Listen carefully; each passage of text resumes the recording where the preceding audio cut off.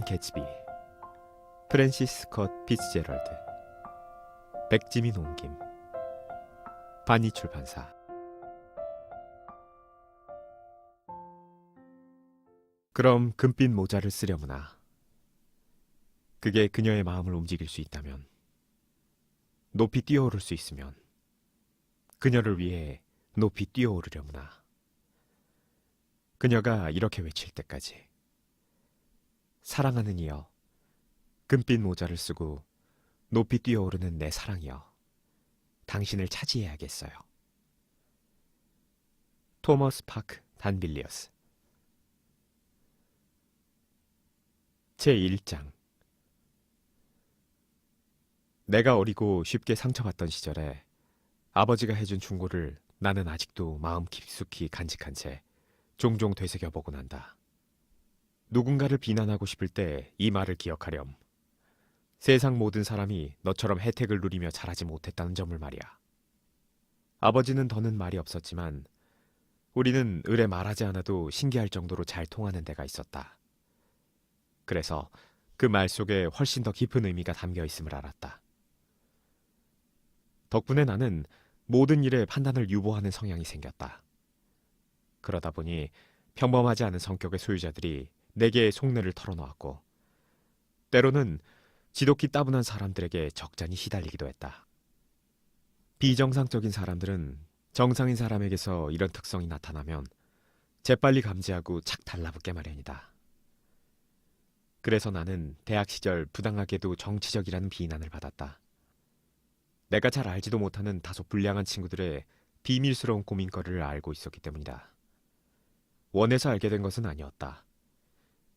오히려 나는 누군가 속내를 털어놓으려는 기미가 보이면 차는 척하거나 바쁜 척했고, 적대감을 드러내며 경박하게 굴기도 했다. 그도 그럴 게 젊은이의 은밀한 고백은, 아니 적어도 그 고백을 표현하는 방식은 흔히 남의 말을 표절한 것이고, 또 뭔가를 숨기려다 보니 어딘가 악의가 맞지 않기 마련이었다. 판단을 유보하는 것은 상대방에게 무한한 희망을 주기도 한다. 아버지가 점잖대며 말했고, 나도 점잖대며 되풀이하지만 인간의 기본적인 품이나 예절에 대한 감각은 사람마다 다르게 갖고 태어난다. 나는 이 사실을 잊지 않기 위해 노력하고 있지만 가끔 이러한 사실을 잊어버릴까봐 두려운 생각도 든다. 이런 식으로 내 마음이 넓다고 자랑했지만 그것에도 한계가 있음을 인정한다.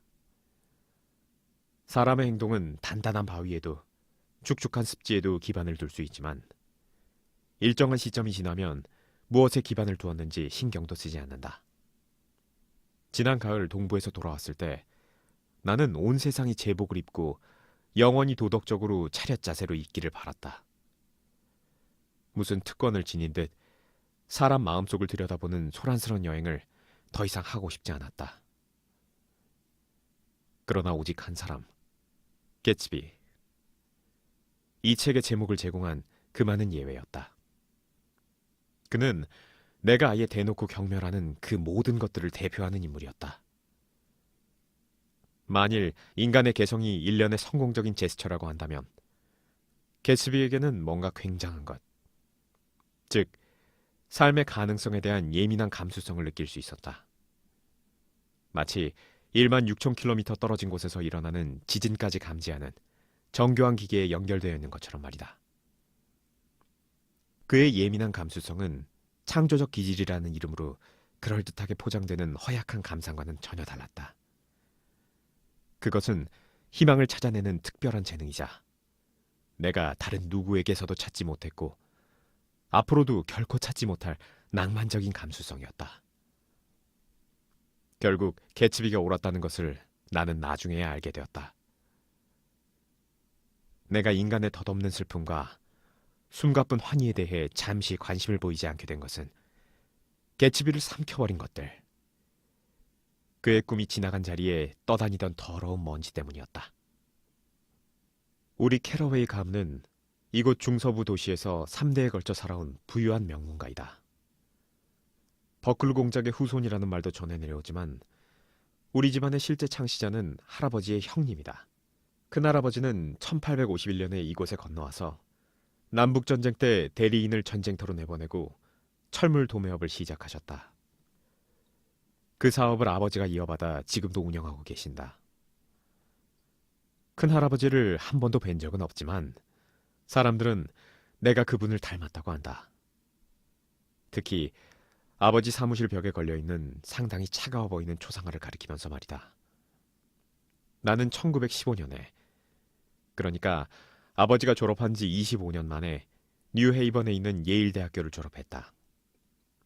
그로부터 얼마 지나지 않아 때늦은 게르만 민족의 대이동, 그러니까 훗날 제1차 세계대전으로 불리게 될 전쟁에 참가했다. 나는 연합군의 반격을 무척 신나게 즐긴 탓에 돌아와서도 한동안 마음의 안정을 찾을 수가 없었다. 이제 중서부는 더 이상 세상의 따스한 중심지가 아니라 우주의 초라한 변두리 같았다. 그래서 나는 동부로 가서 증권 일을 배우기로 결심했다. 내가 아는 사람들은 하나같이 증권계에 몸담고 있던 시절이라 총각 하나쯤은 더 먹여 살릴 수 있으리라고 생각했던 것이다. 집안 어른들은 마치 내 대학 예비학교를 고르듯이 머리를 맞대고 그 일에 대해 의논하더니 마침내 매우 엄숙한 얼굴로 뭐 그렇게 하렴 하고 마땅치 않은 표정으로 허락했다. 아버지는 1년간 경제적 지원을 해주기로 동의했다. 여러 가지 일을 미루고 미룬 끝에 1922년 봄, 나는 영원히 머물러 살 작정으로 동부로 건너왔다. 시내의 방을 구하는 편이 실용적이었지만 따스한 계절인데다 나는 막 너른 풀밭과 정든 나무들이 펼쳐진 시골을 떠나온 촌뜨기일 뿐이었다. 그래서 사무실에서 같이 근무하는 젊은 동료가 통근할 수 있는 거리의 변두리 지역에 집을 얻어 같이 사는 게 어떠냐고 제안했을 때 선뜻 그러겠다고 했다. 그는 월세 80달러짜리 낡고 평범한 단층 목조집을 찾아냈다.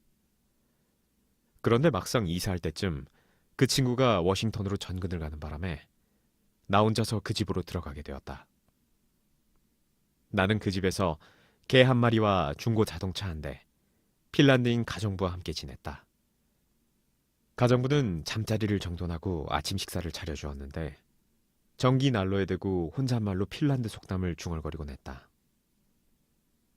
그렇게 하루 이틀쯤 쓸쓸하게 보내고 있던 어느 날 아침, 나보다 늦게 이곳으로 이사 온 듯한 한 남자가 나를 붙잡고 말을 걸었다. 그는 난감한 표정으로 길을 물었다. 웨스트에그에는 어떻게 갑니까? 그에게 길을 가르쳐주고 다시 걷기 시작했을 때 나는 더 이상 외롭지 않다는 것을 깨달았다.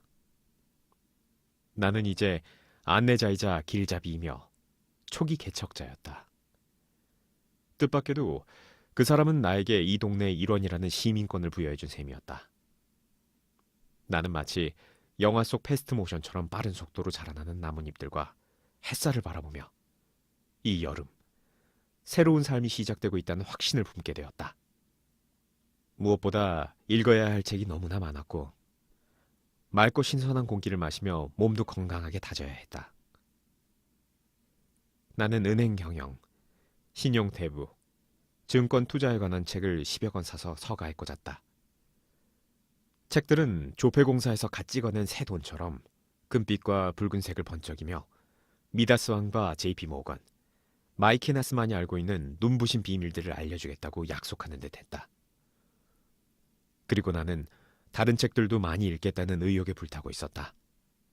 대학 시절에 나는 글깨나 쓰는 편이었다. 어느 해에는 대학신문 예일 뉴스에 예리하고 명쾌한 논설을 연재하기도 했다. 어쨌든 나는 그 시절의 모든 소질을 다시 내 삶에 끌어들여서 전문가 중에서도 보기 드문 균형 잡힌 인간이 되려고 했다. 이것은 단순한 바람이 아니었다. 모름지기 인생이란 단 하나의 창을 통해서 볼 때 훨씬 더 잘 볼 수 있는 법이니까 말이다. 내가 북아메리카 대륙에서 가장 별난 지역에 집을 빌리게 된 건 순전히 우연이었다. 그 집은 뉴욕시에서 정확히 동쪽으로 쭉 뻗어나간 시끌벅적하고 길쭉한 섬 위에 자리 잡고 있었다. 그 섬에는 자연현상이 다양했으며 특히 두 곳의 지형이 유별났다. 한 쌍의 거대한 달걀처럼 생긴 이 지형은 뉴욕시에서 32km가량 떨어져 있었고 만이라고 하기에는 너무 좁은 바다를 사이에 두고 마주했으며 서반구에서 가장 많이 개발된 롱아일랜드 해협 쪽으로 툭 튀어나와 있었다. 이 두 지역은 완벽한 타원형은 아니었다. 콜럼버스의 달걀처럼 두 지역이 맞닿는 끄트머리가 납작했다. 그러나 워낙 생김새가 비슷해서 그 위를 날아다니는 갈매기들도 끊임없이 헷갈렸을 것이다. 반면에 날개 없는 인간들은 두 지역이 모양과 크기를 제외하고는 전혀 닮은 데가 없다는 점에서 더 흥미를 느꼈다. 내가 살고 있는 웨스트에그는 이스트에그에 비해 고즈넉하고 덜 화려한 지역이었다. 물론 이러한 표현은 두 지역 사이의 이상야릇하고 적잖이 불길한 차이점을 10분 표현하기에는 너무 수박 겉핥기식 표현이긴 하다. 내가 사는 집은 롱아일랜드 해협에서 50m밖에 떨어져 있지 않은 달걀 모양의 맨 끝부분에 위치해 있었다. 게다가 한 계절에 12,000달러에서 15,000달러는 내야 빌릴 수 있는 으리으리한 두 저택 사이에 끼어 있었다. 오른편 집은 여러모로 어마어마한 대저택이었다. 노르망디 시청을 그대로 본떠맞는 집으로 한쪽에는 가느다란 수염 같은 탐쟁이 덩굴로 덮인 지은 지 얼마 되지 않아 보이는 탑이 세워져 있었다. 대리석 수영장과 16만 제곱미터나 되는 잔디밭과 정원이 그림처럼 펼쳐져 있었다. 이 집이 바로 개츠비의 저택이었다. 아니, 그때는 내가 개츠비를 몰랐으니 그러한 이름의 신사가 살고 있는 저택이었다고 해야 옳을 것이다. 내가 세든 집은 주위 환경과 어울리지 않았지만 너무 작아서 눈에 띄지 않았으므로 별로 염려할 필요도 없었다. 게다가 집이 대저택의 위쪽에 올라앉은 덕분에 바다와 이웃집 잔디밭 한 귀퉁이도 내려다볼 수 있었고 백만장자와 가까이 산다는 위안도 얻을 수 있었다. 그것도 고작 한 달에 80달러만 내고서 말이다. 만이라고 하기에도 애매한 좁은 만 맞은편에는 상류 사회인 이스트에그의 호화로운 하얀 저택들이 바닷가를 따라 반짝이며 서 있었다. 그리고 그의 여름의 역사는 내가 톰 뷰캐넌 부부와 저녁을 먹으러 그곳으로 차를 몰고 나간 그날 저녁부터 시작된다. 데이지는 나의 육촌 동생이고 톰은 대학 시절부터 알고 지내던 사이였다. 나는 전쟁 직후 시카고에 있는 이 부부의 집에서 이틀간 머문 적도 있었다. 데이지의 남편인 톰은 여러 운동에서 뛰어난 재능을 보였는데 특히 예일 대학 미식축구 역사상 가장 좋은 엔드 선수 중 한 명이었다. 어떤 의미에서는 국가적인 유명 인사였지만 21살이라는 젊은 나이에 이미 정상에 올랐으므로 그 후에는 모든 것이 내리막길처럼 보이는 그런 사람이었다. 그의 집안은 엄청난 부자였다. 대학 시절에도 돈을 물쓰듯 써서 친구들에게 빈축을 사기도 했다. 시카고를 떠나 동부로 이사 올 때도 사람들의 입이 떡 벌어질 정도로 포음을 잡았다. 예를 들어 폴로 경기를 하겠다며 레이크 포리스트에서 경주용 말을 한때나 끌고 온 것이다. 내 또래 남자가 그 정도로 재산이 많다는 것은 좀처럼 이해되지 않는 일이었다. 그들 부부가 왜 동부로 왔는지 나는 잘 모른다. 그들은 이렇다 할 이유 없이 프랑스에서 1년을 보냈고 그 후에는 사람들이 폴로 경기를 하고 부를 뽐내는 곳이라면 어디든 옮겨 다녔다. 거처를 옮길 때마다 데이지는 전화를 걸어 이번이 마지막이라고 말했지만 나는 믿지 않았다. 데이지의 마음속이야 꿰뚫어 볼 수 없었지만 나는 톰이 이제 다시는 경험할 수 없는 미식 축구 경기의 드라마틱한 짜릿함을 그리워하며 영원히 방황할 것 같다는 생각이 들었다.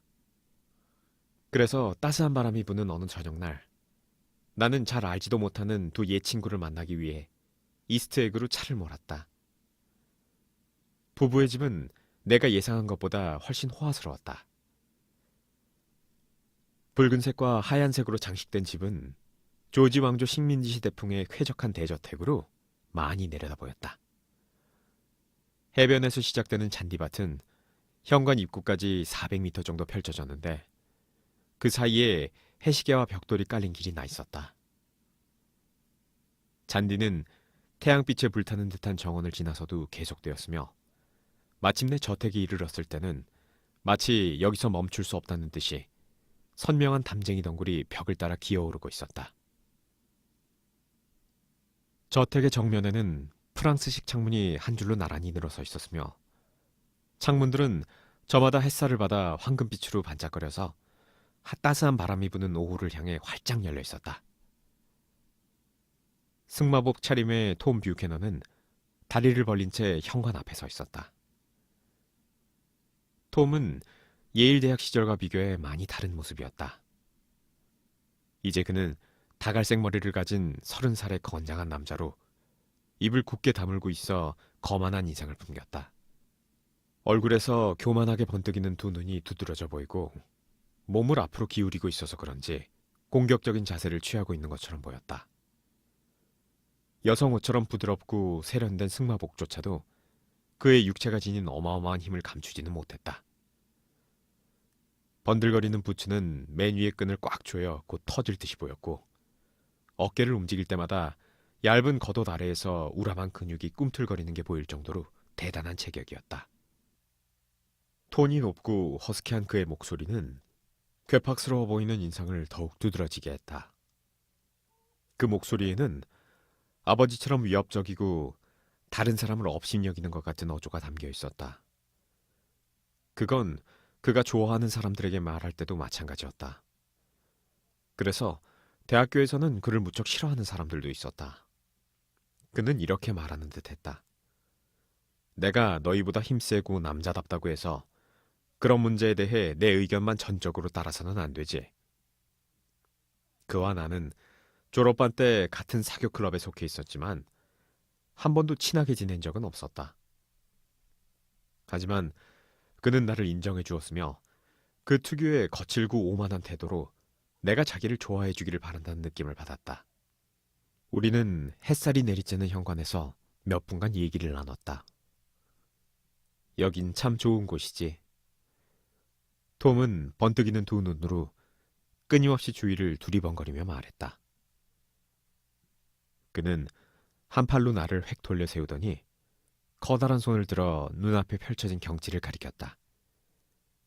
주위보다 움푹 들어간 이탈리아식 정원과 진한 향기가 코를 찌르는 듯한 2000제곱미터나 되는 장미꽃밭. 그리고 바닷가에서 밧줄에 묶여 파도에 일렁이고 있는 매브리코처럼 앞이 튀어나온 모터보트가 눈에 들어왔다.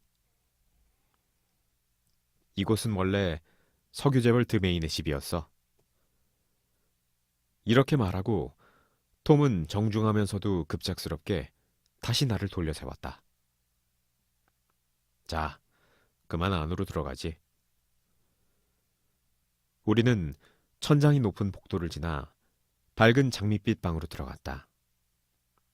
방의 양쪽 끝이 프랑스식 창문으로 멋지게 장식되어 있었다. 반쯤 열린 창문들은 집 쪽으로 길게 돋아난 푸른 잔디를 배경으로 희게 반짝였다. 산들바람이 방 안으로 불어들어오자 마치 하얀 깃발처럼 커튼 한쪽 끝은 안으로 다른 쪽 끝은 바깥으로 나부기다가 크림을 바른 웨딩케이크 같은 천장을 향해 소용돌이치며 치솟았다.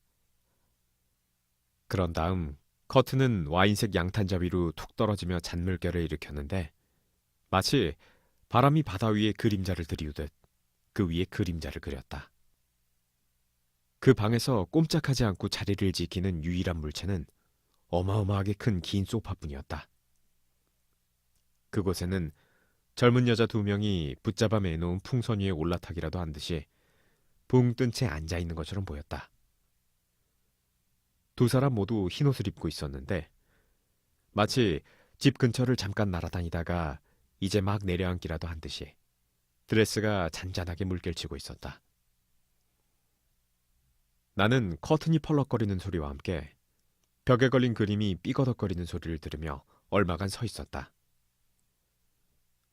톰 뷰캐넌이 쾅 소리를 내며 창문들을 닫자 꼬리가 잘린 바람은 방 안에서 커튼과 양탄자 사이로 쓰러졌다.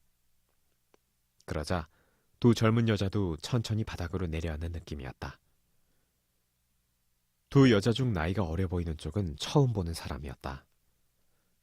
그녀는 자기가 차지한 소파 끝에 몸을 쭉 펴고 앉아서 꼼짝도 하지 않았다. 턱을 약간 치켜들고 있는 모양새가 마치 금방이라도 떨어질 것 같은, 무언가를 턱 위에 올려놓고 균형이라도 잡고 있는 듯했다.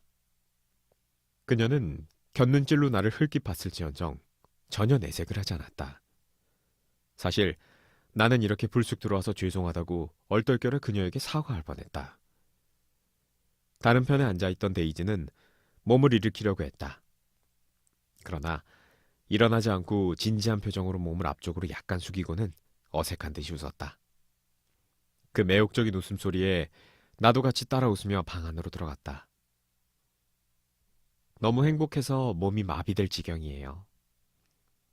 그녀는 자신이 아주 재치 있는 말을 한 양 다시 한번 웃으며 내 손을 잡았다. 그러고는 나를 올려다보며 이 세상에서 당신만큼 보고 싶었던 사람은 없었다는 듯한 표정을 지었다. 그녀는 늘 이런 식이었다. 그녀는 귓속말로 턱으로 균형을 잡고 있는 여자의 성이 베이커라고 알려주었다. 나는 누군가에게서 데이지가 귓속말을 하는 것은 상대방을 자기 몸쪽으로 기울이게 하기 위해서라는 이야기를 들은 적이 있다. 말도 안 되는 험담이지만 설령 그렇다고 해도 그 귓속말의 매력은 조금도 줄어들지 않았다. 어쨌든 베이커는 입술을 실룩거리며 보일 듯 말 듯 고개를 까딱하더니 머리를 재빨리 뒤로 젖혔다. 마치 균형을 잡고 있던 물체가 약간 휘청거리기라도 한 듯 놀란 표정을 지었다. 하마터면 나는 또다시 사과할 뻔했다. 이렇게 완벽히 자기 만족에 빠져 있는 사람을 볼 때면 나도 모르게 찬사를 보내게 된다. 데이지는 그녀 특유의 나지막하고 떨리는 목소리로 내게 이것저것 묻기 시작했다. 그녀의 목소리는 말 한마디 한마디가 다시는 연주되지 않을 음의 향연인 것만 같아서 그녀의 목소리를 따라 내 귀가 저절로 오르내리며 주의를 기울였다. 그녀의 얼굴은 반짝이는 두 눈과 열정적으로 빛나는 입술 때문에 슬픈 듯하면서도 더욱 사랑스럽게 보였다. 무엇보다도 그 목소리에는 그녀를 좋아해본 남자라면 좀처럼 잊기 어려운 어떤 흥분이 실려 있었다. 노래하는 듯이 충동적인 말투로 자 들어봐요 하고 속삭이면 그녀가 방금 전에 즐겁고 신나는 일들을 했으며 앞으로도 그러한 일들이 기다리고 있다는 것을 예고하는 것만 같았다. 나는 그녀에게 동부로 오는 길에 시카고에 들러 하룻밤 머물렀다고 말했다. 그리고 그곳에 있는 많은 사람들이 안부를 전해달라고 부탁했다고 얘기했다. 사람들이 저를 그리워하던가요? 데이지는 기쁨에 들떠서 소리쳤다. 마을이 온통 적막해. 거리의 차들은 모두 왼쪽 뒷바퀴를 장례식 화환처럼 검게 칠하고 다니고 노스쇼어 지역에는 밤새도록 울음소리가 끊이질 않는다니까. 어머 좋아라. 톰, 우리 내일 당장 돌아가요. 그러고 나서 그녀는 뜬금없이 이렇게 덧붙였다. 오빠, 우리 아기를 봐야죠. 그래, 보고 싶군. 지금 자고 있어요. 3살이에요. 내 딸은 본 적 없죠? 못 봤지. 그럼 꼭 보셔야겠네요. 그 애는요? 아까부터 불안하게 방 안을 왔다 갔다 하던 톰 뷰캐넌이 발걸음을 멈추고 내 어깨에 손을 얹었다. 요즘 무슨 일을 하고 있나, 닉? 증권회사에 다니고 있어? 어떤 회사지? 나는 회사 이름을 댔다. 못 들어봤는데. 그는 딱 잘라 말했다. 그런 말투에 나는 기분이 상했다. 곧 듣게 될 거야. 자네가 계속 동부에 머물러 있다면 말이지. 나는 짤막하게 대꾸했다. 아, 걱정 말게. 난 계속 여기에 있을 거니까. 그는 뭔가 경계하는 태도로 데이지 쪽을 힐끗 쳐다보더니 다시 내 쪽으로 고개를 돌리며 말했다. 바보가 아니고서야 이렇게 좋은 곳을 두고 다른 곳에 가서 살 리가 없지. 바로 그때 베이커가 갑작스럽게 그렇고 말고요 하며 맞장구를 치는 바람에 나는 깜짝 놀랐다. 내가 방에 들어온 이후 그녀가 처음으로 내뱉은 말이었다. 하품을 하다가 자리에서 벌떡 일어난 것으로 보아 그녀 자신도 나만큼이나 놀란 것 같았다. 몸이 뻣뻣해졌어요. 소파에 너무 오랫동안 앉아 있었나 봐요. 그녀가 변명처럼 투덜거렸다. 그러자 데이지가 쏘아붙였다. 내 탓은 하지 마. 그러기에 내가 뉴욕으로 바람 쐬러 가자고 오후 내내 졸랐잖아. 방금 내온 칵테일 넉 잔을 보며 베이커가 말했다. 난 안 마실래요. 지금 컨디션이 최고거든요. 톰은 믿을 수 없다는 듯이 그녀를 쳐다보았다.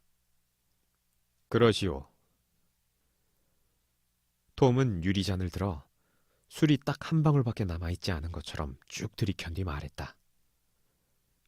당신 같은 사람이 대체 어떻게 일을 해내지? 나는 감을 잡을 수가 없어. 나는 베이커를 쳐다보며 그녀가 해내는 것이 과연 무엇인지 궁금했다. 그녀를 바라보면 기분이 좋아졌다. 그녀는 늘씬하고 가슴이 작았는데 마치 사관생도같이 어깨를 뒤로 쭉 펴고 있어서 꼿꼿한 자세가 더욱 돋보였다. 햇빛이 눈부신 듯 가늘어진 잿빛 눈은 내 시선에 답이라도 하듯 정중하고 호기심 어린 눈빛으로 나를 마주보았다. 창백한 얼굴은 매력적이었지만 뭔가 불만스러운 표정이었다. 그때서야 나는 전에 어디선가 그녀를 보았거나 아니면 그녀의 사진을 본 적이 있는 것 같다는 생각이 들었다. 그녀가 업신여기듯이 말했다. 웨스트에게 사신다고요? 제가 아는 분도 그곳에 살아요. 저는 아는 사람이 하나도... 개츠비라는 분은 아실 텐데요. 데이지가 깜짝 놀라서 물었다. 개츠비? 어떤 개츠비 말이야? 그 사람이 이웃에 살고 있다고 대답할 겨를도 없이 저녁 식사가 준비되었다는 기별이 왔다. 톰 뷰캐넌은 건장한 팔을 굳이 내 팔 아래에 끼워 넣고 마치 체스판에서 말을 옮기듯이 나를 데리고 나갔다. 두 젊은 여자는 양손을 가볍게 엉덩이에 얹은 채 나른한 걸음걸이로 석양을 향해 열려있는 장밋빛 베란다 쪽으로 앞장서서 걸어갔다. 베란다에 놓인 식탁 위에는 네 자루의 촛불이 아까보다 잦아든 바람에 간들거리고 있었다. 촛불을 뭐하러 켰담? 데이지가 눈살을 찌푸리며 말했다. 그러고는 두 손가락으로 비벼 촛불을 꺼버렸다. 이제 2주일만 있으면 1년 중 낮이 가장 길다는 하지예요. 그녀는 밝은 얼굴로 우리를 바라보았다. 항상 1년 중 낮이 가장 긴 날을 기다리다가 막상 그날이 되면 깜빡 잊고 지나가지 않아요? 난 늘 그렇거든요. 뭔가 계획을 세워야겠어요. 베이커가 하품을 하며 마치 잠자리에라도 들어가듯 식탁 앞에 앉았다. 좋지. 무슨 계획을 세울까? 데이지가 맞장구를 쳤다. 그러더니 막막한 듯 나를 쳐다봤다. 다른 사람들은 어떤 계획을 세우나요? 내가 대답할 겨를도 없이 그녀는 겁먹은 표정을 띠고 자기 새끼손가락에 시선을 고정시켰다. 이거 봐요. 나 여기 다쳤어요. 우리는 일제히 그녀의 손을 바라보았다. 손가락 마디에 검푸른 멍이 들어있었다. 톰, 당신 때문이에요. 그녀가 비난하는 투로 말했다. 일부러 그런 건 아니지만 당신이 이렇게 만들었어요. 이게 다 짐승 같은 남자와 결혼한 대가이지요. 무지막지하게 몸집이 큰 거인 같은 사내와. 거인 같다는 말 좀 쓰지 마. 톰이 언짢은 표정으로 말했다. 아무리 농담이라도 말이야. 그래도 거인 같은 걸요 뭐. 데이지가 고집을 부렸다. 간혹가다 데이지와 베이커는 둘이서 이야기를 나누곤 했는데 이렇다 할 주제도 없이 시시껄렁하고 생뚱맞은 대화는 단순히 잡담이라고 하기도 어려울 정도였다. 그것은 두 사람이 입고 있는 하얀 드레스처럼, 그리고 아무런 열정도 없는 그들의 무심한 눈빛처럼 냉랭할 뿐이었다. 그들은 톰과 나에게 예의를 갖추면서 유쾌하게 대접하거나 대접받으려고 노력하면서 그저 여기에 있을 뿐이었다. 그들은 곧 저녁 식사가 끝나고 조금 더 있으면 저녁 시간도 지나가 그날 하루도 그럭저럭 마무리되리라는 것을 잘 알고 있었다. 그런 태도는 서부와는 사뭇 달랐다. 서부에서는 기대와 실망이 반복되는 가운데 또는 현재에 대한 긴장감과 두려움에 쫓기듯이 저녁 시간이 지나가기 때문이다. 나는 코르크 냄새가 나지만 꽤 좋은 적포도주를 두 잔째 마시며 속마음을 털어놓았다. 데이지, 너와 함께 있으니까 내가 마치 야만인이 된 것 같구나. 넌 농작물 재배라든가 뭐 그런 식의 얘기는 할 수 없는 거니? 딱히 무슨 의도를 갖고 한 말은 아니었는데 내 말은 예상치 못한 방향으로 받아들여졌다. 문명이 지금 산산조각 나고 있어. 톰이 격분해서 말하기 시작했다. 나는 완전히 비관론자가 되었다네. 혹시 고더드라는 사람이 쓴 유색인종 제국의 발흥이라는 책을 읽어봤나? 나는 톰의 말투에 약간 놀라 이렇게 말했다. 아니, 읽어보지 못했는데. 저런, 좋은 책이지. 모두 읽어봐야 할 책이야. 책의 요지는 우리가 조심하지 않으면 백인종은 완전히 무너진다는 거야. 전부 과학적인 얘기지. 증명된 이론이고. 톰이 요즘 심각한 이야기에 빠져 있어요. 데이지가 별 생각 없이 슬픈 표정을 지으며 말했다. 어려운 단어가 들어간 심오한 책만 읽어요. 그 단어가 뭐였더라? 우리가 다 과학적인 얘기라니까. 톰이 거듭 강조하면서 데이지를 힐끗 쳐다보았다. 저자가 모든 걸 밝혀냈어. 지배인종인 우리 백인이 정신을 바짝 차려야 한다는 거야. 그렇지 않으면 다른 인종이 이 세상 만물을 지배하게 될 거라고. 데이지가 강렬한 햇살에 눈이 부신 듯 심하게 눈을 깜박거리며 속삭였다. 그들을 싹 쓸어버려야 해요. 두 분은 캘리포니아에 살아야 하는 건데. 베이커가 말을 시작했지만 톰이 의자에서 무겁게 자세를 바꾸면서 그녀의 말을 가로막았다. 이 책에서는 우리가 북유럽 인종이라는 거야. 나도, 당신도, 또 당신도. 그리고 톰은 잠시 망설이다가 고개를 살짝 끄덕이며 데이지를 포함시켰다. 그러자 데이지는 나에게 다시 한쪽 눈을 찡긋해 보였다. 톰이 계속 말했다. 그리고 문명을 이룩하는 데 필요한 것들을 우리가 만들어냈다는 거야. 뭐 과학이랑 예술이랑 그런 것들 모두 다. 알겠어? 그가 열변을 토하는 모습에는 어딘가 딱한 구석이 있었다. 자만심은 예전보다 더욱 강해진 것 같았지만 그는 그것으로 만족하지 못하고 있는 듯했다. 그때 집안에서 전화벨이 울렸다. 현관에 서 있던 집사가 급히 자리를 떠나자 데이지는 그 틈을 타서 내 쪽으로 몸을 기울이며 흥분한 얼굴로 속삭였다. 우리 집 비밀을 하나 알려줄게요. 집사의 코에 관한 건데요. 한번 들어볼래요? 물론이지. 그 얘기를 들으려고 내가 오늘 밤에 온 거잖아. 그러니까 저 사람은 처음부터 집사가 아니었어요. 원래는 뉴욕에서 은그릇 닦는 일을 했는데 200명이 먹을 수 있는 은그릇을 가진 뉴욕의 어느 부잣집에서 일했대요. 아침부터 밤까지 그릇을 닦았는데 그러다가 결국 코에 영향이 미치기 시작해서 상태가 점점 안 좋아졌었겠네요. 베이커가 끼어들었다. 그렇지. 상태가 점점 악화되어 결국 일을 그만두었대요. 석양의 마지막 햇살이 낭만적인 빛을 담아 데이지의 얼굴을 비추었다. 그녀의 목소리에 이끌려 나는 숨을 죽이며 이야기에 귀를 기울였다.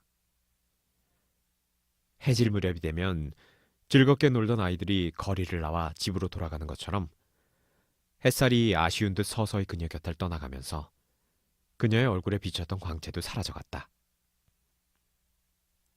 집사가 돌아와서 톰의 귀에 대고 낮은 목소리로 뭔가를 속삭이자 톰은 얼굴을 찌푸리며 의자에서 일어나 한마디 말도 없이 집 안으로 들어갔다.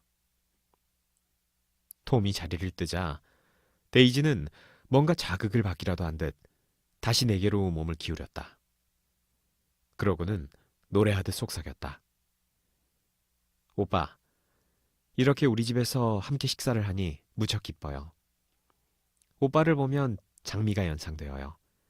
한떨기 장미, 순수한 장미 말이에요. 그렇지 않아? 데이지는 동의를 구하려는 듯 베이커에게 몸을 돌렸다. 순수한 장미 말이야. 이건 사실과는 거리가 멀었다. 나는 장미꽃 같은 구석이 손톱만큼도 없었다. 데이지는 그냥 생각나는 대로 내뱉은 말이었겠지만 그 말에는 사람의 마음을 흔드는 따스함이 흘러나왔다. 그것은 마치 그녀의 심장이 숨가쁘게 떨리는 황홀한 그 한마디 말에 숨어서 밖으로 뛰쳐나오려는 것 같았다. 데이지는 갑자기 냅킨을 식탁 위로 던지더니 잠시 실례하겠다고 말하고는 집 안으로 들어갔다. 베이커와 나는 아무 의미도 없는 시선을 의식적으로 짧게 주고받았다. 내가 말을 꺼내려는 순간 그녀가 자세를 고쳐 앉으며 경고하듯 쉿 하고 말했다. 건너편 방에서 격렬한 감정을 억누른 작은 속삭임이 들려오자 베이커는 부끄러운 줄도 모르고 몸을 기울여서 엿들으려고 했다. 얘기 소리는 알아들을만 하면 가라앉았다가 곧 다시 흥분한 듯 커지더니 이윽고 뚝 그쳤다. 아까 말씀하신 그 개츠비 씨는 제 옆집에 살고 있습니다. 내가 말했다. 조용히 하세요. 무슨 말을 하는지 좀 들어보게요. 무슨 일이 일어나고 있나요? 내가 순진하게 물었다. 설마 모르신다는 거예요? 베이커는 내 말에 정말 놀랐다는 듯이 말했다. 세상 사람들이 다 아는 줄 알았는데요. 전 모릅니다. 그랬군요. 그게 사실은... 그녀가 좀 망설이다 입을 열었다. 톰은 뉴욕에 여자가 있어요. 여자가 있다고요? 나는 멍하니 그녀의 말을 반복했다. 베이커가 고개를 끄덕였다. 최소한 저녁 식사 때만큼은 전화하지 않는 예의 정도는 지켜줘야 하는데 말이에요. 그렇지 않나요? 그녀의 말이 무슨 뜻인지 내가 미처 깨닫기도 전에 드레스 자락이 스치고 가죽 부츠가 저벅거리는 소리가 들려오더니 톰과 데이지가 식탁으로 돌아왔다. 데이지가 짐짓 명랑하게 말했다. 죄송해요. 어쩔 수가 없었어요. 데이지는 자리에 앉으며 베이커와 내 눈치를 살피더니 말을 이었다. 잠시 바깥을 둘러보는데 정말 낭만적이더군요. 잔디밭에 새 한 마리가 앉아 있었는데 제 생각에는 커나드 해운회사나 화이트스타 해운회사의 배를 타고 건너온 나이팅게일이 틀림없어요. 그 새가 노래하다가 날아갔는데 그녀의 목소리는 마치 노래하는 것 같았다. 정말 낭만적이었어요. 그렇죠, 톰? 정말 낭만적이야. 톰은 이렇게 대답하고 나서 침울한 표정을 지으며 나에게 말했다. 저녁을 먹고 나서도 날이 아직 환하면 마구간을 보여주고 싶군. 그때 또다시 요란하게 전화벨이 울렸다. 데이지가 톰을 향해 단호하게 고개를 가로젓자 마구간 이야기뿐 아니라 사실상 모든 화제가 허공으로 날아가 버리고 말았다. 그날 저녁 식사의 마지막 5분 동안 일어난 일 중에서도 지금도 기억에 남는 것은 아무 의미도 없이 촛불을 다시 켜놓았던 것뿐이었다.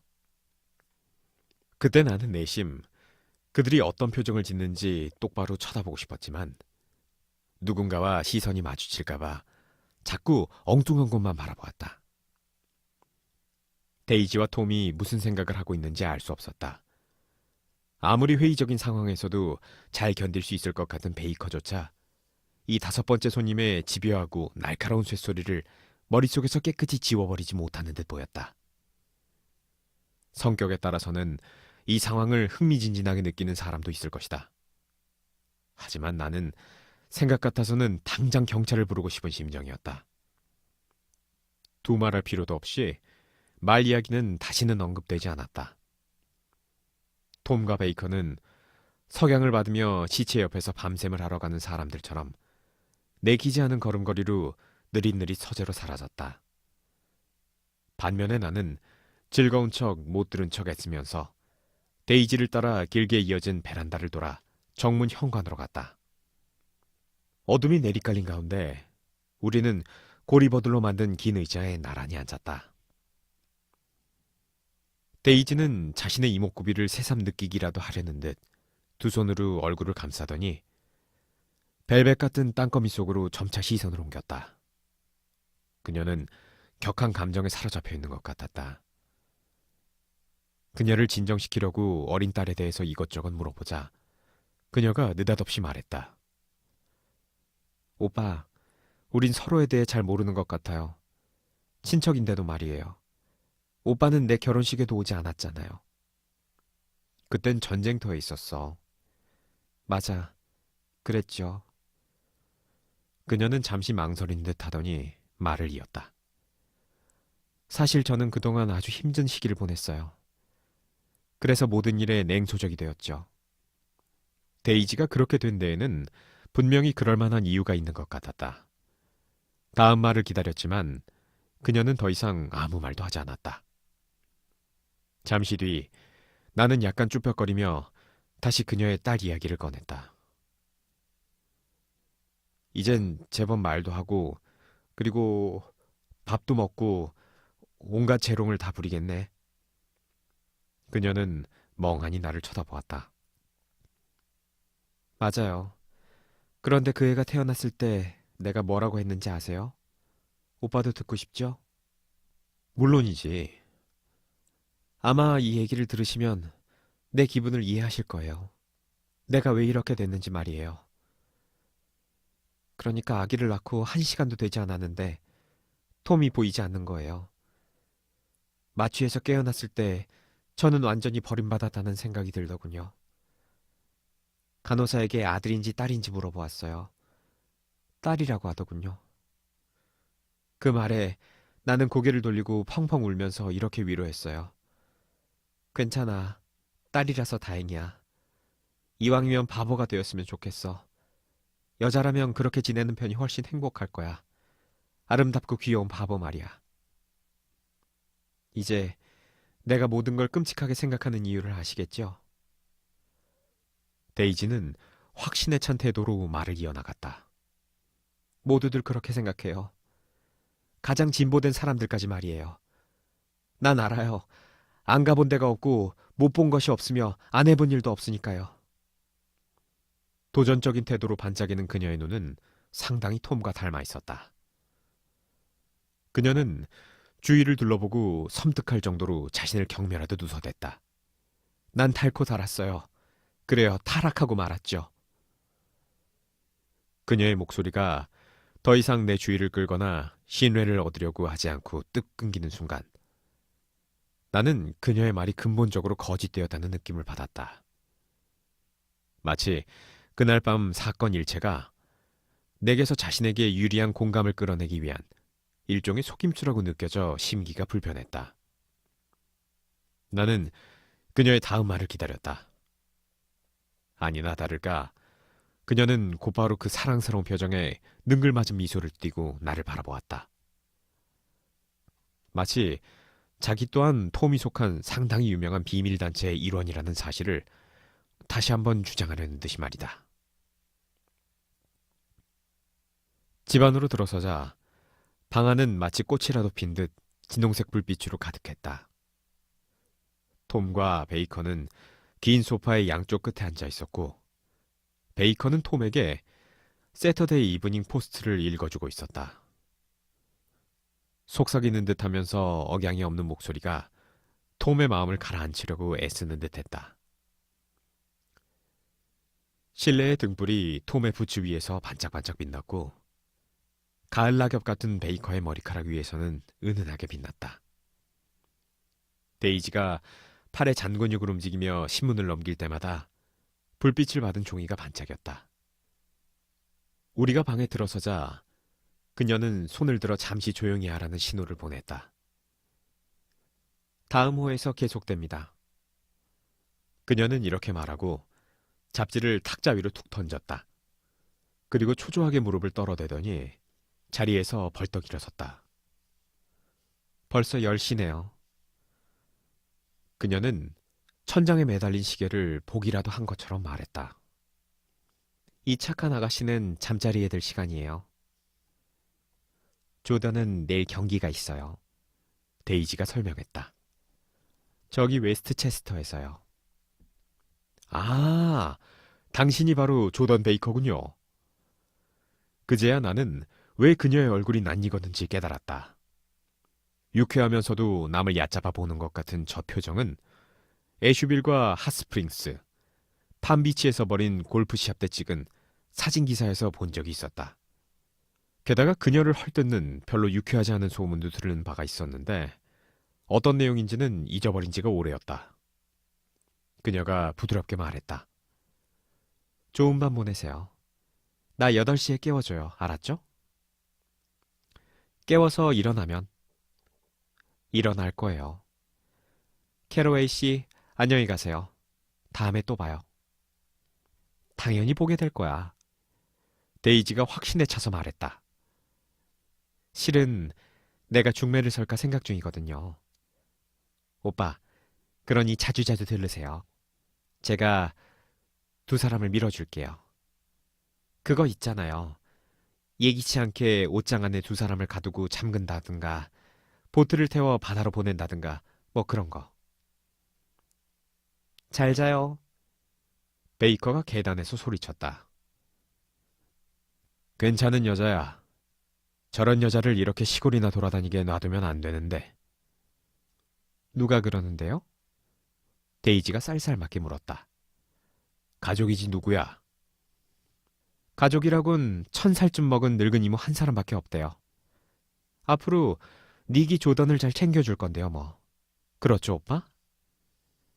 조던은 올여름에 거의 우리 집에서 주말을 보낼 거예요. 제 생각에는 여기 가족적인 분위기가 조던한테 좋은 영향을 줄 것 같아요. 데이지와 톰은 잠시 아무 말 없이 서로를 바라보았다. 내가 재빨리 물어보았다. 베이커는 뉴욕 출신이야? 루이빌 출신이에요. 우리는 순수했던 소녀 시절을 거기서 함께 보냈지요. 아름답고 순수한. 당신 베란다에서 닉한테 할 말 못할 말 다 한 거 아니오? 톰이 느닷없이 물었다. 내가 그랬나요? 데이지가 나를 쳐다보며 말했다. 기억이 가물가물하긴 한데 북유럽 인종에 관해 얘기한 것 같네요. 맞아, 확실해요. 그 얘기가 갑자기 떠올랐는데 당신이 알아야 할 건 닉, 무슨 말을 들었든 다 고지고대로 믿지는 말게. 톰이 내게 충고했다. 나는 아무 말도 듣지 못했다고 가볍게 받아 넘겼고 잠시 후 집에 가려고 자리에서 일어났다. 톰과 데이지는 문까지 따라 나와 사각형으로 비추는 아름다운 불빛 아래 나란히 섰다. 내가 자동차에 올라타서 시동을 걸자 데이지가 갑자기 잠깐만요 하고 소리쳤다. 오빠한테 물어볼 게 있었는데 깜빡 잊고 있었네요. 중요한 일인데. 오빠가 서부에서 어떤 여자랑 약혼했다고 들었어요. 맞아. 톰이 친절하게도 그녀의 말에 맞장구를 쳤다. 우린 자네가 약혼했다는 소리를 들었어. 말도 안 돼. 그건 명예훼손인걸? 나는 사실 그럴 돈도 없고. 하지만 분명히 들었어요. 데이지는 이렇게 주장하면서 다시 얼굴이 꽃처럼 환하게 피어났는데 나는 그것을 보고 순간 조금 당황했다. 3명한테 들은 얘기니까 틀림없는 사실이겠죠. 물론 나는 그들이 무슨 얘기를 하는지 잘 알고 있었다. 하지만 나는 절대로 약혼한 일이 없다. 내가 동부로 온 이유 중 하나는 교회에서 결혼 예고를 했다는 뜬 소문이 나던 탓도 있었다. 뜬 소문 때문에 오래전부터 친하게 지내온 여자친구를 만나지 않을 수도 없었고 그렇다고 소문에 떠밀려 어영부영 결혼할 생각도 전혀 없었다. 그들이 보여준 관심에 나는 다소 감동했고, 그들이 내가 다가갈 엄두도 못 낼 정도로 굉장한 부자는 아니라는 느낌을 받았다. 그렇지만 집으로 돌아가는 차 속에서 나는 마음이 혼란스럽고 한편으로는 약간 역겨운 기분이 들었다. 내가 보기에 데이지는 지금 당장 어린애를 안고 그 집구석에서 뛰쳐나오는 것이 바람직하다고 생각되었다. 하지만 그녀는 그럴 생각이 전혀 없어 보였다. 게다가 나는 톰이 뉴욕에 여자가 있다는 사실보다는 그가 어떤 책 한 권 때문에 염세적으로 변했다는 사실이 더 놀라웠다. 그의 독단적인 성품이 자신의 강건한 육체에 대한 자만심 때문이 아니라 무언가 진부한 사상이 그의 정신을 갉아먹었기 때문이었다. 길가에 늘어서 있는 여관의 지붕들과 새로 설치된 빨간색 주유 펌프들이 빛을 받고 있는 주유소에는 벌써 여름이 한창이었다. 웨스트에그에 있는 집에 도착한 나는 자동차를 차고에 주차한 다음 마당 한쪽에 버려져 있는 잔디 깎는 기계 위에 얼마 동안 앉아 있었다. 바람은 달빛을 받고 있는 나무들을 흔들어 소리를 내게 했고 개구리들이 목청을 돋우어 대지에 끊임없는 풍금 소리를 퍼뜨렸다. 지나가는 고양이 그림자가 달빛을 받아 어른거리기에 더 자세히 보려고 고개를 돌렸을 때 그곳에는 나 혼자만 있는 게 아니라는 사실을 깨달았다. 15m 정도 떨어진 이웃집 저택의 어두운 곳에서 한 사람이 양손을 호주머니에 넣은 채 은모래를 뿌려놓은 듯한 별들을 바라보고 있었다. 여유 있어 보이는 태도와 잔디를 밟고 서 있는 안정된 자세로 미루어 보아 개츠비가 틀림없었다. 그는 마치 하늘의 어디까지가 자신의 몫인지 확인하러 나온 사람처럼 보였다. 나는 그를 불러보기로 마음먹었다. 베이커가 저녁 식사 때 그를 안다고 했으니 그 얘기를 꺼내면 말문을 트기에 좋을 것 같았다. 하지만 그를 부르지 않았다. 그의 모습에서 혼자 있고 싶다는 어떤 암시를 보았기 때문이었다. 그는 두 팔을 어두운 바다를 향해 뻗었는데 멀리 떨어져 있긴 했지만 나는 분명 그가 몸을 부르르 떨고 있다는 것을 확신할 수 있었다. 무심결에 나도 바다를 바라보았다. 시야에 보이는 것은 저 멀리 조그맣게 반짝이는 부두의 맨 끝자락에서 반짝이는 초록 불빛뿐이었다. 내가 다시 개츠비 쪽을 돌아보았을 때 그는 이미 자리를 뜨고 없었고 나는 어수선한 어둠 속에서 또다시 혼자 남게 되었다. 제2장 웨스트에그와 뉴욕시의 중간쯤에는 자동차 도로가 철로와 만나 400m가량을 나란히 달리는 구역이 있었다. 이런 설계는 어떤 황량한 지대를 피해가기 위해서인데 그곳이 바로 제 골짜기이다. 제가 밀처럼 자라서 산마루를 만들고 언덕과 기괴한 정원을 이루는 환상적인 농장이다. 이 재는 집이나 굴뚝, 그리고 굴뚝에서 피어오르는 연기 모양을 하고 있다가 이윽고 안간힘을 다해 회백색 인간 모양이 된다. 이 회백색 인간 잿더미는 어렴풋이 움직이는가 싶더니 그만 무너져서 가루가 되어 공기 속으로 사라져버린다. 잿빛 대지와 그 위에서 끊임없이 발작적으로 피어오르는 먼지 너머로 TJ 에클버그 의사의 두 눈이 보인다. 파랗고 거대한 에클버그의 눈은 망막의 지름이 1m나 된다. 얼굴은 없고 두 눈이 사라져버린 코 위에 걸쳐져 있는 노란 안경 너머로 이쪽을 쳐다보고 있다. 보아하니 어느 무모한 익살맞은 안과 의사가 퀸스 지역에서 장사 좀 해보려고 이 광고판을 설치해 놓은 게 분명한데 그 뒤로 본인이 영영 눈이 멀어버렸거나 아니면 이 광고판을 까맣게 잊어버리고 다른 곳으로 이사를 한 게 틀림없었다. 에클버그의 눈은 오랜 세월 동안 페인트 칠도 하지 않은 채 햇빛에 그을리고 비를 맞아 좀 바랬지만 그래도 여전히 장엄한 제 골짜기를 굽어보고 있었다. 제 골짜기 한쪽에는 작고 더러운 강이 흐르고 있는데 화물선을 통과시키기 위해 도계교가 올라갈 때면 정차한 기차의 승객들은 30분 동안이나 이 음울한 광경을 바라보아야 했다. 그곳에서는 언제나 적어도 1분 동안은 정차하기 마련인데 내가 톰 뷰캐넌의 정부를 처음 만난 것도 바로 그 때문이었다. 톰에게 정부가 있다는 꼬리표는 그의 이름이 알려진 곳이면 어디에서나 이야기거리가 되었다.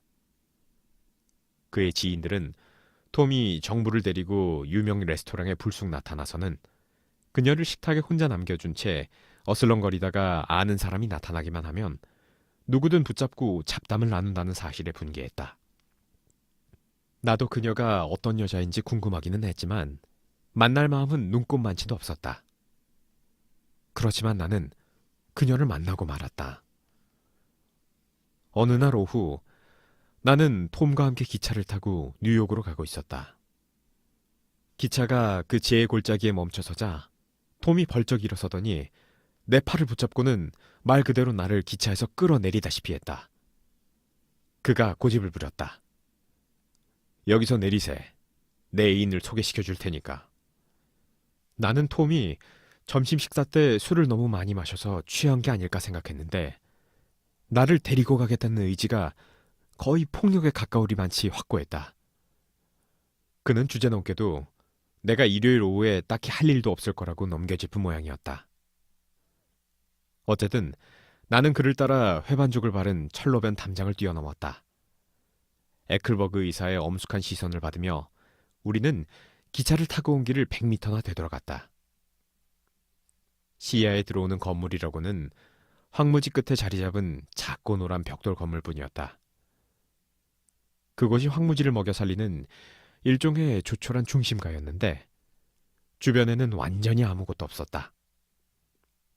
건물에 들어선 새 상점 중 하나는 임대를 기다린 채 텅 비어 있었고 다른 하나는 24시간 레스토랑으로 재로 덮인 채 길과 인접해 있었다. 세 번째 가게는 정비소인데 자동차 수리, 조지 B. 윌슨, 중고차 매매라는 팻말이 붙어 있었다. 나는 톰을 따라 그 정비소 안으로 들어갔다. 시야에 들어온 자동차라고는 어두운 구석에서 먼지로 덮개 깎인 고물 포드 자동차 한 대뿐이었다.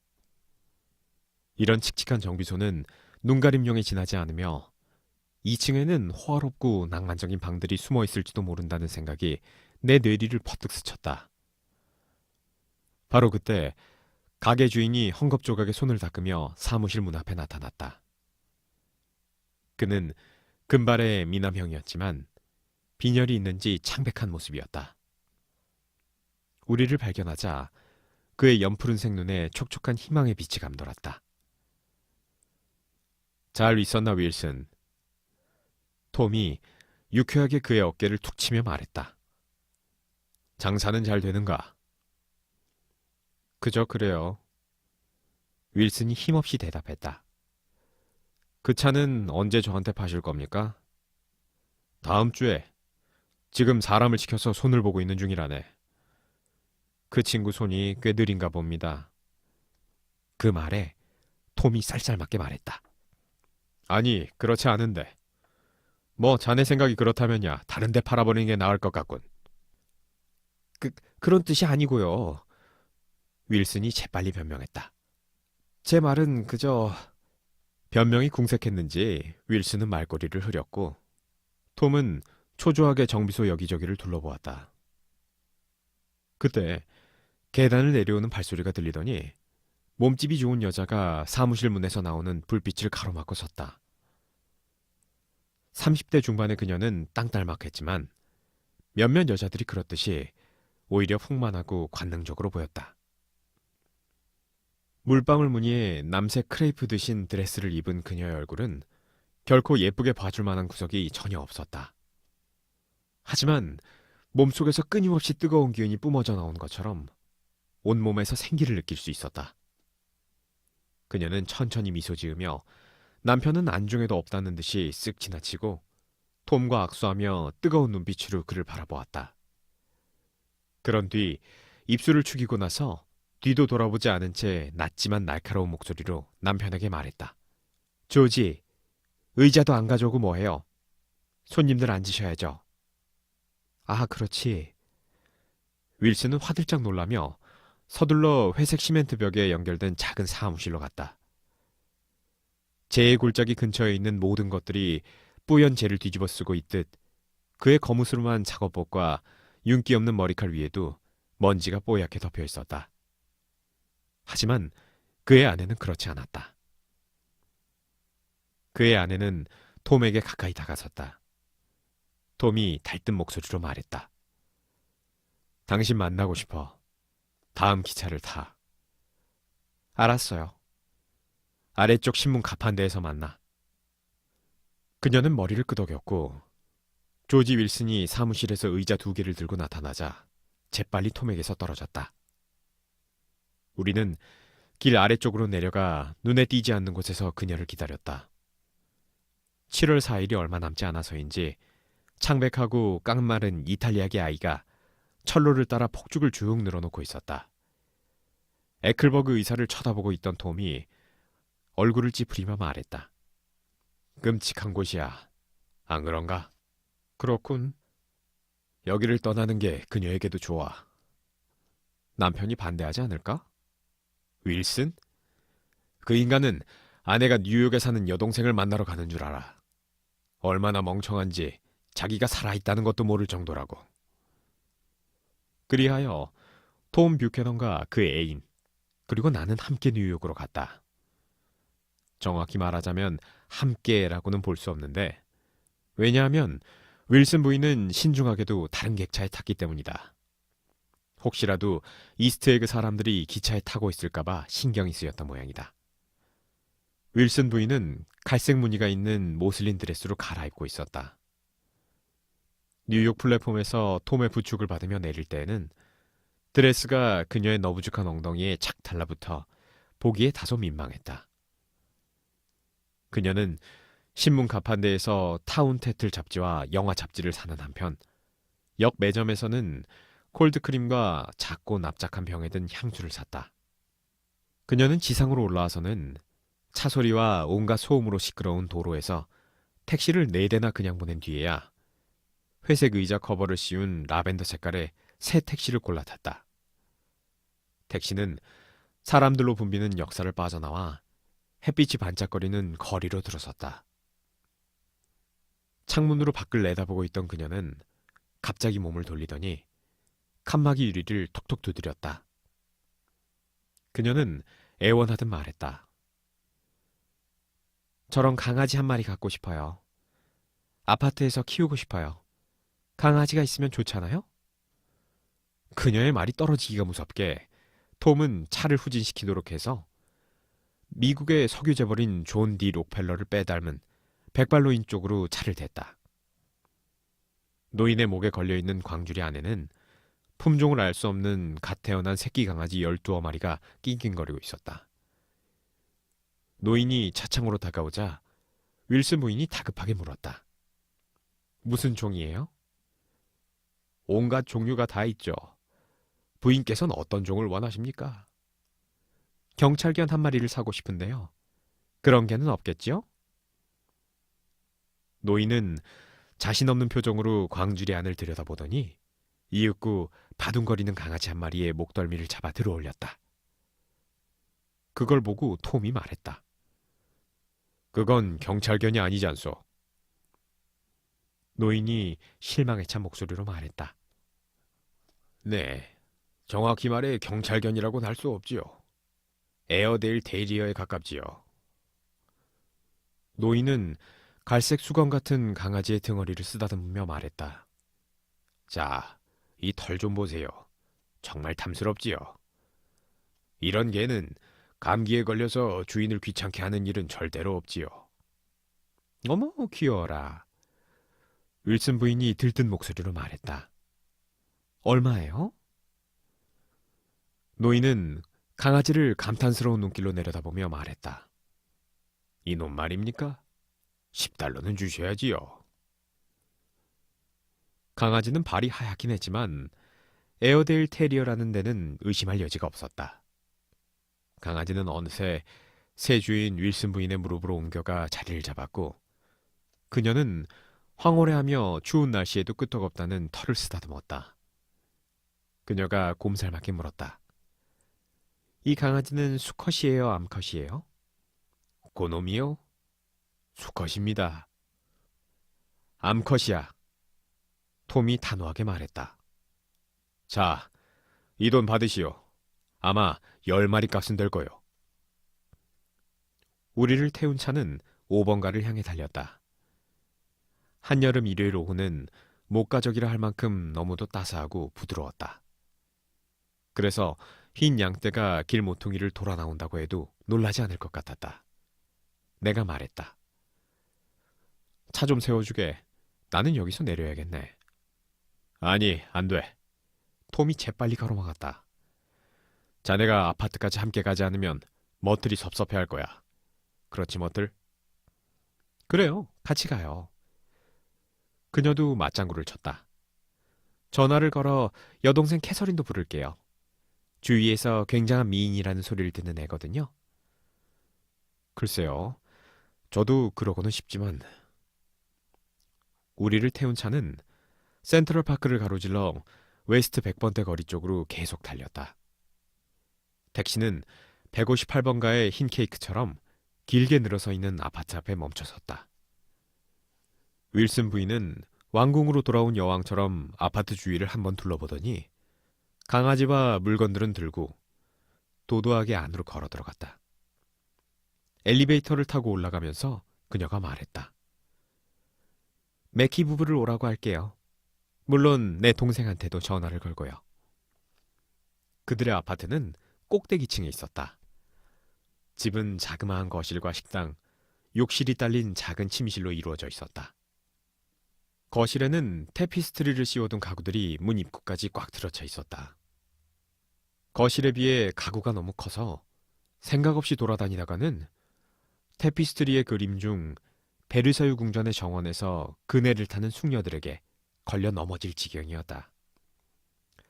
벽에는 사진 하나가 달랑 걸려 있었는데 윤곽이 흐릿한 바위 위에 앉아있는 암탉을 지나치게 확대한 모습이었다. 그러나 멀리서 보면 암탉은 본인 모자처럼 보였고 투실투실한 노부인의 얼굴이 빙긋이 웃으며 방안을 내려다보고 있는 듯한 모습이었다. 탁자 위에는 다리 지난 타운테틀 몇 부와 베드로라 불린 시몬이란 책, 브로드웨이의 스캔들을 다룬 잡지 몇 권이 함께 널브러져 있었다. 윌슨 부인은 강아지를 돌보는 일에 온통 정신이 팔려 있었다. 엘리베이터 보이에게 짚을 가득 넣은 상자와 우유를 사오라고 했더니 시키지도 않은 애완견용 딱딱한 개 비스킷도 한 통 사서 들고 왔다. 그날 오후 내내 우유 접시 속에는 그 비스킷 하나가 버려진 채 붓다 못해 풀어져 있었다. 톰은 잠겨있던 장식장에서 위스키 한 병을 꺼내왔다. 나는 여태까지 딱 2번 취했는데 2번째가 그날 오후였다. 8시가 지나도록 아파트 안은 햇살이 들어와 환했지만 술에 취해 정신이 없던 나는 그날 일들이 하나같이 희미하고 몽롱한 기억으로 남아있다. 윌슨 부인은 톰의 무릎 위에 앉은 채 전화로 여러 사람을 호출했다. 나는 담배가 없어서 길 모퉁이 가게로 담배를 사러 나갔다. 내가 돌아와 보니 그들은 보이지 않았다.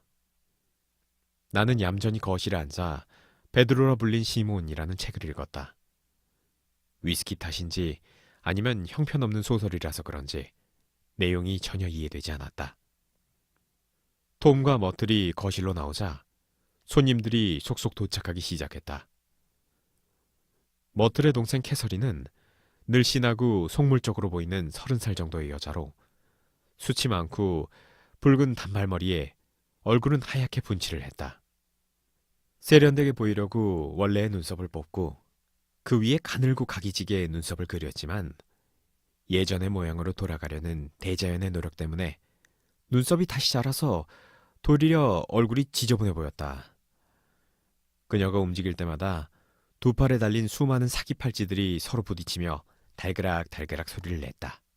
마치 주인처럼 스스럼 없이 들어와서 자기 것인 양 가구들을 둘러보기에 나는 혹시 그녀가 이 아파트에 살고 있는 게 아닐까 하는 생각이 들었다. 그래서 여기에 사냐고 물어보니 그녀는 지나치다 싶을 정도로 깔깔 웃더니 내 질문을 큰 소리로 되풀이하고는 자기는 호텔에서 여자친구와 함께 산다고 말했다. 아래층에 살고 있는 매키 씨는 얼굴이 창백하고 여성스러운 느낌을 주는 남자였다. 방금 면도를 하고 왔는지 광대뼈에 하얀 비누 거품이 남아 있었다.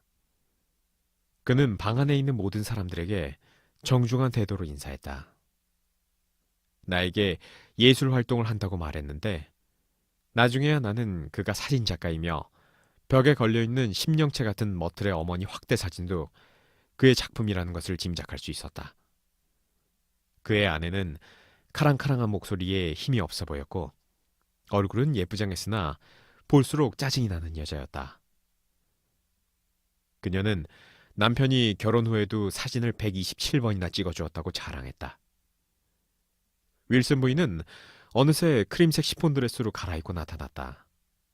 그녀가 거실을 돌아다닐 때마다 옷자락이 끌려 계속 바스락거리는 소리가 났다. 옷이 날개라고 했던가. 갈아입은 옷 덕분에 인품마저 달라 보였다. 정비소에서 그토록 두드러졌던 강렬한 활기는 이제 거만함으로 바뀌었다.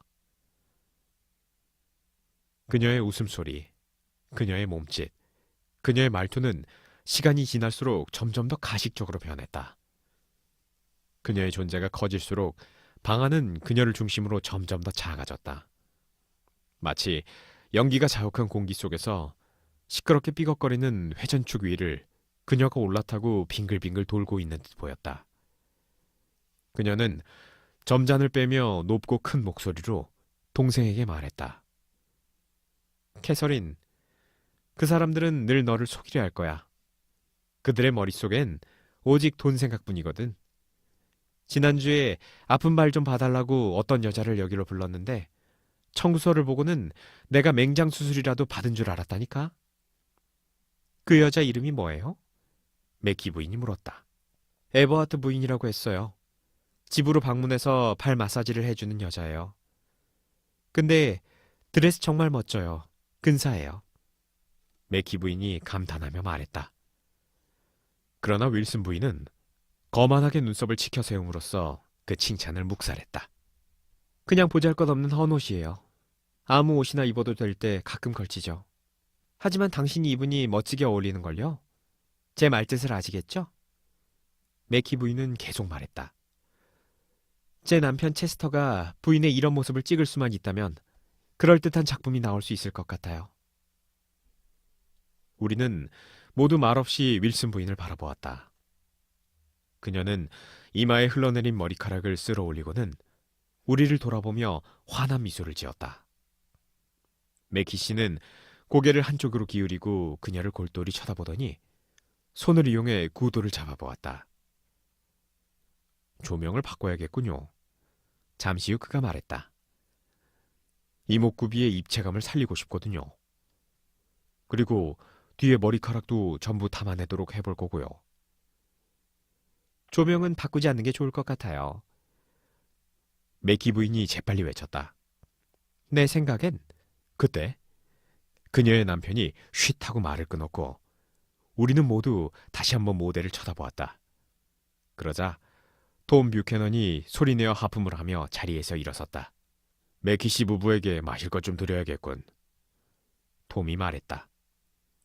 머틀, 얼음이랑 탄산수 좀 더 가져와요. 다들 자러 가겠다고 하기 전에 말이요. 심부름꾼한테 벌써 시켜두었어요. 머틀은 하층 계급 사람들의 게으름에 진저리가 난다는 듯이 눈썹을 찌푸렸다. 하여튼 아랫사람들은 늘 다그쳐야 한다니까요. 그녀가 나를 바라보더니 멋쩍은 미소를 지었다. 그러더니 강아지에게 쪼르르 달려가서 열렬히 입맞춤을 한 뒤 마치 12명의 요리사들이 자신의 명령을 기다리기라도 한 듯이 당당하게 부엌으로 들어갔다. 롱아일랜드에서 멋진 사진을 몇 장 찍어왔습니다. 맥키 씨가 자랑스럽게 말했다. 톰이 멀거니 그를 쳐다보았다. 그중 2점은 액자에 끼워서 아래층에 걸어놓았죠. 2점이라니. 톰이 시큰둥하게 물었다. 뭘 말하는 건지. 2작품 말입니다. 지역 이름을 따서 그중 하나는 몬턱포인트 칼매기, 다른 하나는 몬턱포인트 바다라고 제목 붙였습니다. 머틀의 여동생 캐서린은 내가 있는 소파로 다가와서 앉으며 물었다. 당신도 롱아일랜드에 사세요? 웨스트에그에 살고 있습니다. 정말이에요? 한 달 전쯤에 그곳에서 열린 파티에 갔었는데요. 개츠비라는 사람의 집이었어요. 혹시 그분을 아세요? 제 옆집에 삽니다. 글쎄, 사람들 말이 그 남자가 독일 빌헬름 황제의 사촌 아니면 조카라고 하던데요. 그가 쓰는 돈이 다 거기서 나오는 거라고. 그게 사실입니까? 그녀가 고개를 끄덕이며 말했다. 전 그 사람이 무서워요. 그 사람에게는 어떤 약점도 잡히고 싶지 않아요. 내 이웃에 관한 이런 흥미진진한 정보는 맥키 부인이 갑자기 끼어드는 바람에 중단되고 말았다. 체스터, 내 생각엔 이분하고 작업하는 것도 좋을 것 같아요. 맥키 부인이 불쑥 캐서린을 가리키며 말했지만 맥키 씨는 귀찮다는 듯 고개를 끄덕이고는 톰 쪽으로 몸을 돌렸다. 기회가 된다면 저는 롱아일랜드에서 좀 더 작업을 하고 싶습니다. 제 바람은 이 일을 시작할 기회라도 주신다면. 머틀에게 부탁해보시오. 그때 마침 머틀이 쟁반을 들고 들어오자 톰은 짧게 너털웃음을 지으며 말했다. 이 사람이 당신에게 소개장을 써줄 거요. 안 그래, 머틀? 무슨 소리예요? 그녀가 어리둥절한 표정으로 물었다. 당신 남편한테 맥키 씨를 소개하는 편지를 써주라는 얘기요. 맥키 씨가 당신 남편을 모델로 작품을 만들 수 있도록 말이요. 그는 제목을 짓느라 입술이 잠시 실룩거렸다. 정비소의 조지비 윌슨이나 뭐 그런 비슷한 제목이면 좋겠지. 캐서린은 내게 바짝 몸을 기울여 귓가에 속삭였다. 저 2 사람은 모두 배우자를 못마땅하게 생각해요. 그래요? 도저히 참을 수가 없대요. 캐서린은 머틀과 톰을 번갈아 쳐다보며 말했다. 그렇게 끔찍이 싫어하면서 왜 계속 함께 사는지 모르겠어요. 나 같으면 당장 이혼하고 곧바로 둘이 결혼할 텐데 말이에요. 머틀도 윌슨을 싫어해요? 이 질문에 대한 답은 예기치 못한 데서 나왔다. 우리 말을 우연히 듣게 된 머틀이 직접 그렇다고 대답한 것이다. 완강하고도 노골적인 대답이었다. 그것 봐요. 캐서린은 자신이 이겼다는 듯이 기고만장해서 큰 소리를 치더니 다시 목소리를 낮췄다. 2 사람을 떼어놓고 있는 건 사실 톰의 아내예요. 그 여자는 가톨릭 신자라는데 가톨릭에선 이혼을 허락하지 않잖아요. 데이지는 가톨릭 신자가 아니었다. 그래서 나는 그녀의 치밀한 거짓말에 약간 충격을 받았다. 캐서린이 계속 말을 이어나갔다. 2 사람이 만약 결혼하게 되면 서부로 가서 소문이 잠잠해질 때까지 살 거래요. 유럽으로 가는 편이 더 나을 텐데요. 어머, 유럽 좋아하세요? 캐서린이 놀란 듯이 외쳤다. 저도 몬테카를로에서 돌아온 지 얼마 안 됐거든요. 그런가요? 바로 작년에요. 여자친구랑 함께 갔다 왔지요. 오래 머무르셨나요? 아니요. 그냥 몬테카를로에만 있다가 돌아왔어요. 마르세유를 경유해서 가긴 했지만요. 출발할 때 1200달러 넘게 갖고 있었는데 이틀 만에 도박으로 다 날리고 말았어요. 돌아올 때 얼마나 고생을 했는지 그 도시 이름만 들어도 끔찍해요. 늦은 오후 창문을 통해 바라본 하늘은 지중해의 짙푸른 바닷빛을 띠고 있었다. 그때 맥키 부인의 카랑카랑한 목소리가 나를 다시 방 안의 현실로 불러들였다. 저도 하마터면 실수할 뻔했어요. 그녀가 흥분한 어조로 말했다. 몇 년 동안이나 저를 좋다고 쫓아다니던 키 작은 유대인과 결혼할 뻔했다니까요. 그 사람이 저보다 수준이 못하다는 걸 알고는 있었지만요. 다들 그랬어요. 루실, 그 남자에게 시집가기에 너무 아까워. 하지만 그때 체스터를 만나지 못했더라면 분명 그 남자가 저를 차지했을 거예요. 머틀이 고개를 위아래로 끄덕이며 말했다. 그렇군요. 그런데 내 말 좀 들어봐요. 적어도 당신은 그 남자랑 결혼하진 않았잖아요? 맞아요. 안 했어요. 머틀이 애매모호하게 말했다. 하지만 나는 했잖아요. 그게 바로 당신과 나의 차이죠. 캐서린이 따지듯이 물었다. 언니, 왜 결혼했어? 아무도 강요하지 않았잖아. 머틀은 곰곰이 생각하더니 마침내 입을 열었다. 그 사람이 신사인 줄 알았어. 교양 있는 사람이라고 생각했는데 알고 보니 내 신발을 핥을 수준도 못 되는 사람이었던 거지. 하지만 언니는 한동안 형부한테 미쳐 있었잖아. 그 작자한테 미쳐 있었다고? 머틀은 도저히 말도 안 된다는 듯이 소리쳤다. 누가 그런 말을 해? 저기 있는 저분한테 마음을 준 것만큼도 안 된단 말이야. 그녀가 뜬금없이 나를 가리키자 모두들 비난하는 듯한 눈초리로 나를 쳐다보았다. 나는 그녀의 과거와는 아무 관계도 없다는 표정을 지으며 애써 태어난 척했다. 단 한 번 미쳤던 순간이 있었다면 내가 그 작자랑 막 결혼했을 때뿐이야. 하지만 곧 내가 실수한 걸 깨달았어. 그 작자는 결혼할 때 남의 예복을 빌려 입었으면서 나한테 아무 말도 하지 않았어. 어느 날 그 작자가 집에 없으면 옷 임자가 옷을 찾으러 온 거야. 그녀는 자신의 얘기에 집중하고 있는지 보려고 사람들을 쭉 둘러보았다. 아, 이게 댁의 양복이었어요? 전 처음 듣는 얘기네요. 이렇게 말하면서 양복을 내주었지. 그리고 그날 오후 내내 드러누워 지칠 때까지 울었어. 언니는 정말 형부한테서 벗어나야 돼요. 캐서린이 다시 내게 말했다. 두 사람은 자동차 정비소에서 11년 동안이나 살고 있거든요. 그리고 언니에게 톰은 첫사랑인 셈이에요.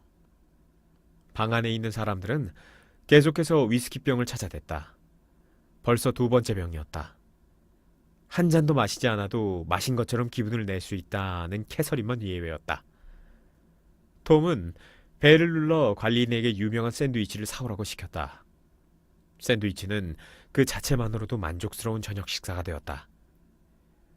나는 밖으로 나가 부드러운 석양을 받으며 동쪽에 있는 공원을 산책하고 싶었지만 나가려고 할 때마다 거칠고 자극적인 논쟁이 벌어져 마치 밧줄에 묶인 것처럼 꼼짝 못하고 그 자리에 주저앉고 말았다. 그래도 이 도시의 하늘을 장식하는 높은 건물의 황혼빛 창문들은 어둑어둑해지는 거리에 서서 무심코 올려다본 사람들에게 인간의 비밀을 속삭여주는 듯했다. 나 역시 위를 올려다보며 궁금해하던 사람들 중 한 사람이었다. 나는 집 안에 있으면서 동시에 밖에 있었고 사람들의 놀랍도록 다양한 인생에 동조하는 한편 혐오감을 느끼기도 했다. 머틀은 의자를 끌고 나에게 가까이 다가오더니 갑자기 더운 입김을 내뿜으면서 톰과 처음 만난 이야기를 시작했다. 기차를 타면 늘 마지막까지 비어있는 자리가 있어요. 서로 마주보는 자리인데 우리의 만남은 거기서 시작되었지요. 나는 캐서린을 만나 하룻밤 자고 오려고 뉴욕으로 가는 길이었어요. 저희는 신사복을 입고 반짝이는 에나멜 가죽 구두를 신고 있더군요. 나는 저희에게서 눈을 뗄 수가 없었어요. 하지만 저희가 나를 쳐다볼 때마다 나는 저희 머리 위에 있는 광고를 바라보는 척했죠. 기차가 역에 도착했을 때 저희는 내 옆에 와 있었고 흰 셔츠를 입은 앞가슴으로 내 팔을 지그시 누르고 있었어요. 나는 경찰관을 부르겠다고 말했지만 저희는 내게 그럴 마음이 없다는 걸 알고 있었어요. 어찌나 흥분했는지 저희와 함께 택시를 탔을 때조차 내가 지하철역으로 가고 있지 않다는 걸 깨닫지 못할 지경이었다니까요. 그 순간에 내 머릿속에는 한 번 사는 인생이야. 어차피 영원히 사는 것도 아니잖아 하는 생각이 맴돌 뿐이었어요. 그렇게 말한 후 머틀은 맥키 부인에게 몸을 돌렸고 방 안에는 머틀의 가식적인 웃음소리가 가득 울려 퍼졌다. 이봐요. 그녀가 소리쳤다. 오늘 이 드레스를 벗으면 곧바로 당신에게 줄게요. 나는 내일 또 한 벌 사면 되니까요. 아예 쇼핑 목록을 미리 적어둬야겠어요. 마사지 기계랑 파마 기계, 개 목걸이, 스프링 달린 작고 예쁜 재떨이, 그리고 여름 내내 어머니 무덤 앞에 놓을 검은 실크 리본이 묶인 꽃다발. 이렇게 적어둬야 잊어버리지 않을 테니까요. 그때가 9시였다. 그리고 얼마 지나지 않아 다시 시계를 보니 벌써 10시였다. 맥키 씨는 꼭 쥔 두 주먹을 무릎 위에 올려놓은 채 의자에서 잠들어 있었는데 그 모습이 싸움 잘하는 남자를 찍은 사진 같았다. 나는 손수건을 꺼내 오후 내내 신경 쓰였던 그의 뺨에 말라붙어 있는 비누 거품 자국을 닦아냈다. 강아지는 탁자 위에 앉아 자욱한 담배 연기 때문에 앞이 잘 보이지 않는 방안을 둘러보면서 이따금 작은 소리로 낑낑거렸다. 사람들은 사라졌다가 다시 나타났고 어디론가 갈 계획을 세우는가 싶더니 서로를 잃어버렸고 그러면 다시 찾으러 다니다가 몇 걸음 안 가서 서로를 찾아냈다. 자정이 가까워올 무렵 톰 뷰캐넌과 윌슨 부인은 얼굴을 맞대고 윌슨 부인이 데이지의 이름을 말할 권리가 있는가에 대해 격렬한 말다툼을 하고 있었다. 윌슨 부인이 소리쳤다. 데이지, 데이지, 데이지. 내가 부르고 싶을 때면 언제든지 마음껏 부를 거야. 데이지, 데이지. 순간 톰 뷰캐넌이 손을 들어 재빠르게 머틀의 코를 후려쳤다. 잠시 후 욕실 바닥에는 피 묻은 수건들이 널브러져 있고 톰을 나무라는 여자들의 목소리, 그보다 더 요란하게 고통을 호소하는 머틀의 울부짖는 소리가 이어졌다. 맥키 씨는 잠에서 깨어나 멍한 상태로 문 쪽으로 걸어가더니 중간에 돌아서서 방 안의 아수라장을 쳐다보았다. 맥키 부인과 캐서린은 화를 내기도 하고 위로를 건네기도 하면서 구급약을 들고 비좁은 가구 사이를 이리저리 뛰어다녔다. 상심한 표정으로 긴 소파에 누워 꽤 많은 피를 흘리면서도 베르사유 풍경이 그려진 테피스트리를 더럽히지 않으려고 그 위에 타운테틀 한 부를 펼치고 있는 머틀의 모습도 보였다. 맥키 씨는 아무 말 없이 몸을 돌려 문 밖으로 나갔다. 샹들리에에 걸어두었던 모자를 집어들고 나도 그의 뒤를 따랐다. 엘리베이터 안에서 맥키가 먼저 말을 꺼냈다. 언제 점심이나 하러 오세요? 어디서요? 어디든 상관없어요. 레버에서 손 떼세요. 엘리베이터 보이가 갑자기 끼어들어 두 사람의 대화를 끊었다. 미안하네. 맥키 씨가 점잖게 말했다. 만지고 있는 줄 몰랐소. 좋습니다. 한번 들르겠습니다. 나는 그의 초대에 기꺼이 대답했다. 나는 그의 침대 옆에 서 있고 그는 속옷 차림으로 커다란 포트폴리오를 손에 든 채 이불 속에 앉아 있었다. 미녀와 야수, 외로움, 식료품 가게의 늙은 말, 브루클린 다리. 이윽고 나는 펜실베이니아 역의 추운 지하 대합실에서 누운 채 반쯤 잠이 든 몽롱한 상태로 조간신문 트리뷴을 보면서 새벽 4시 기차를 기다리고 있었다.